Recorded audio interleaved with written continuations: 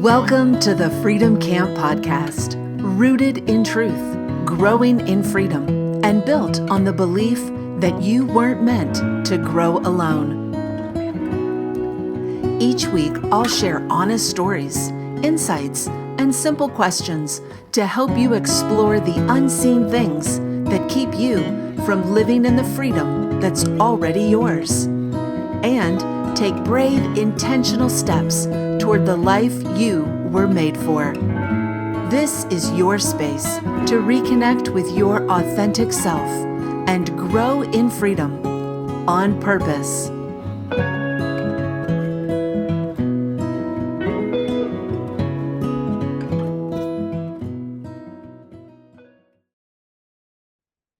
Hey there.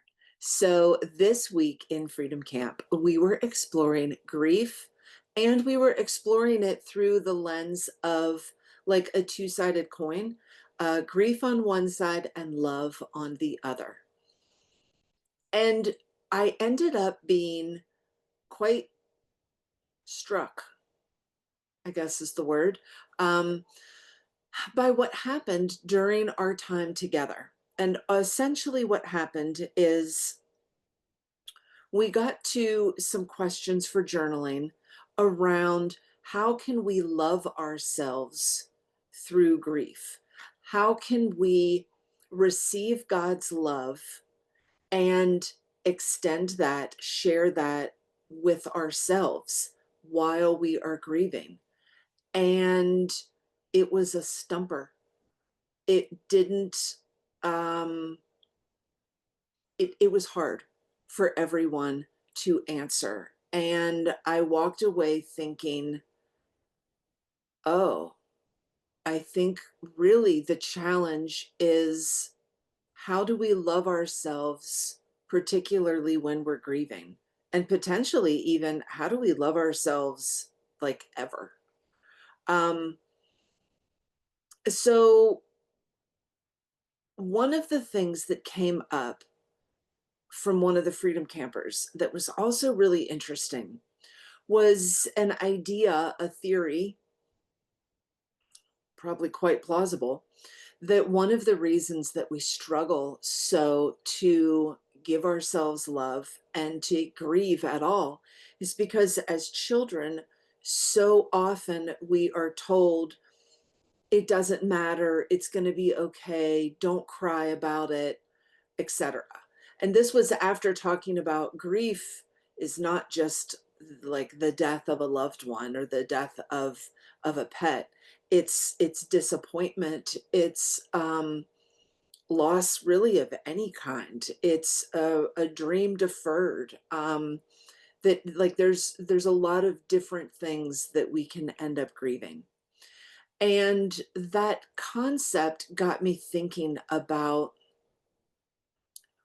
how I experienced grief growing up. And I think I remember hearing myself say, I didn't learn how to grieve. And I don't know really if any of us did. Um, I remember seeing what I guess is grief as, like losing temper, crying, yelling, like a lot of connection with anger towards it, or just like shut down. Like, I'm not speaking, I'm not getting out of bed, it's a dark room, I look depressed or sullen or just bleh, I don't know what word. It was kind of those two extremes. I don't know that I can't really think of a time that I ever saw what I would now consider to be healthy grieving. And I'm not saying those weren't healthy, and I'm not saying there's not a place for them. But to me, healthy grieving is processing through. And that comes from then realizing, oh,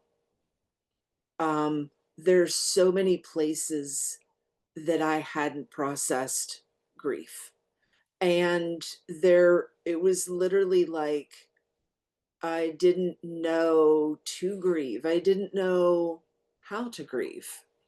And I didn't know if I should grieve. I think that was the other one. So maybe you have also felt like this. Maybe you're in this moment thinking like, well, do I grieve and how do I grieve and is my grief healthy? And I'm not here to put a stamp on whether your grief is healthy or not. But I do want to share some questions that I ended up asking myself as I was reflecting on what happened in Freedom Camp, and I was trying to reconnect with that time in my life where I didn't grieve. Because now I do, and I'm sure I have more room to grow in learning how to grieve, but I do let myself grieve now. And I kind of have like a goal in mind. So, the questions are, and you can always, come back, hit pause, and jot these down. I'll also do my best to remember to put them into the show notes. So, when have I minimized my own grief because I thought it was not a big deal? When did I once, or do I still believe? Sorry, what did I once, or do I still believe about being strong that kept or keeps me from loving myself in grief? What are ways that I've seen others show me love in grief that I wasn't able to show myself? And what small acts of kindness towards myself felt impossible then, but feel natural now?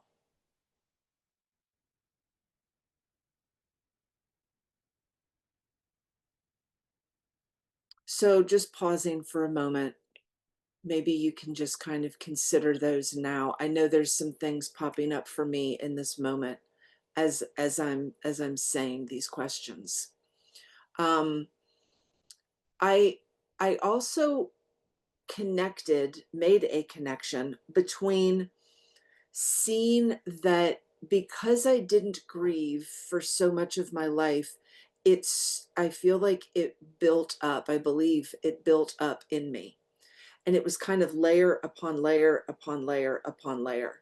And at a minimum, it seriously impacted my mental health, my mindset, my worldview, um, and potentially impacted my health and choices that I made, etc. One of the things that really comes to mind with this for me is I have had a what I would consider unreasonable, I guess is the maybe not the right word, but it feels unreasonable to me. I've had an unreasonable number of people my age um, die early, primarily from drugs and alcohol, um, and primarily not intentionally. But also murder, suicide, accidents, just a wide list of things. And I don't mean my age like just now. I mean this started in high school and it has continued through. And it has deeply impacted my worldview in the sense, at least, of I don't typically have the thought that like it can't happen to me. Like stereotypically, teenagers are like, oh, I won't get into a car accident, or I won't have a bad reaction from trying this new drug, or fill in the blank. I saw it happen so many times to so many people that I figure it will happen to me. And I can be anxious around or about those that I love, those that I care for. Um, the stereotypical, like, I've been trying to call you for 30 minutes, oh, what do you think? I was in a ditch somewhere. Yeah, that's exactly what I think, because that's exactly what's happened multiple times, not just once. Getting that phone call out of the blue that someone that you love dearly, a family member, your best friend, etc., is suddenly dead. It's changed my brain. It's changed the way that I think about things. And to that end, I wanted to share something that I wrote um, about grief. Gosh, what was, I don't know, 20 years ago or so.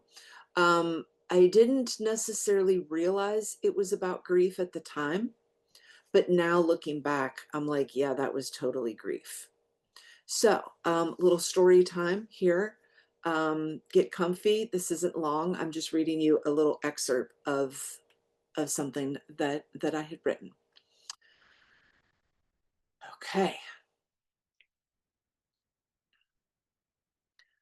God gave me a boat to get around in. And as I float along, I still sometimes get caught at these huge dams. The dams prevent me from moving further up and further in. It's usually something I need to forgive or let go of. I often get stuck at the base, waiting for the water to rise and push me over the dam. Meanwhile, logs and debris crash into me, beating me down like negative voices and lies I have believed. And so I wait, licking my paws, dreading the nasty fall on the other side. It's a scary place when you deny pain, refuse to forgive, lose the keys, and try to control. It stops the flow. As I sit and wait, I'll often see God dancing at a bonfire on the shore, waving hello to me. I can invite him to join me in the boat, and he's even strong enough to row us from the debris down some tributary off to the right or left, some waterway less traveled. But I've got to ask for it. God won't force himself on you. He is the opposite of evil. When I invite God in and he rows the boat, the ride is never stagnant. We aren't in a paddle boat on a Sunday afternoon in a lake with lifeguards. This is the real deal. In all its unpredictability, this is living. God is all about kinetic energy. And when God rows, we don't get caught up at the dams. He'll take every which crazy way, straight up a mountain stream shortcut you'd never think of, and the flow is never blocked. God can even go up waterfalls, further up and further in. It's a work in progress, this healing, this story. I hope someday my version and God's will match up.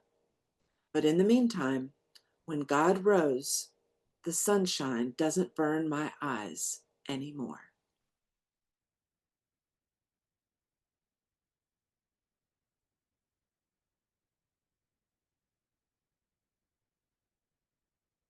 I hope enough of that connects. There's keys and there's sunshine. There's connections to other pieces of the story.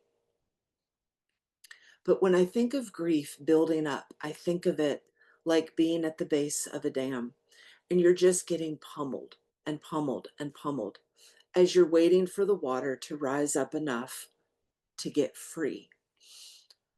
And that's the goal for healthy grief for me, is thinking about flow, like an emotion that you're processing through your body. You're flowing through and out so that it doesn't get caught up in you, so it doesn't become a festering wound, so it doesn't become infected, so it doesn't become something that is dead and dry. which then also connects to an image that came up yesterday in Freedom Camp with Ezekiel 37, I think, with the dry bones. And seeing that with these dry bones, like when we're full of grief that we haven't felt, we can be the dry bones. But with God and processing through feeling those feelings, it's like skin, it's like muscle on top of the bones, and it's like breathing life into it. And now you're living again. So I wanted to end with a little prayer that is hopefully helpful, and it's very grounding for me because it's thinking of grief as sacred ground rather than something to be avoided, which is how I've thought of it much of my life. It's something that I seek, not in the sense I'm looking to grieve, but if grief is here rather than run, it's I get to feel this. I get to be on this sacred ground. I get to connect with God and cooperate with Him in being able to process this so that there's greater healing, so that there's greater freedom. So the prayer is, God, thank you that you are close to the brokenhearted. Thank you for teaching us how to love ourselves as you love us. Thank you for helping us to receive your love, to share it not only with ourselves, but with those around us. And thank you, God, that grief is sacred ground and that your love is like the soil where new life grows. And we thank you for new life, and we thank you for the gift that you are to us and the gift that your love is to us, and even the gift that grief is to us. There is connection with you in it, especially when we're willing to receive your love and allow ourselves to grieve. So I hope that is helpful, first of all. Also, want to encourage you to take some time, think about these questions, think about how you connect with love through grief in particular, your receiving of God's love. Maybe even that is the act of love that you can do for yourself this week. If you are grieving, even encourage you to go further, perhaps, and ask God, how can you love yourself? How can you receive more of His love? And how can you learn how to grieve?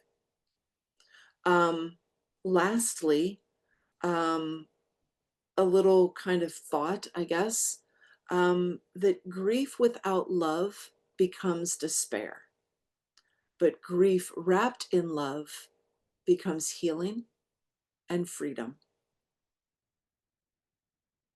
And let's keep learning how to wrap our grief in love together. As always, if you get anything from this, if anything resonates, if you get insights or ahas, would love to hear about them in the comments. And I hope that this was helpful for you, and look forward to seeing you next week.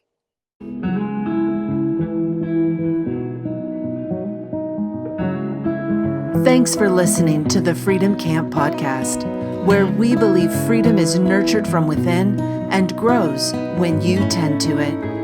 If this stirred something in you, let it take root this week and see what grows. And if you enjoyed this or found it meaningful, please give the gift of a review, share it with a friend, and leave a comment below. It helps us build this podcast community because we weren't meant to grow alone.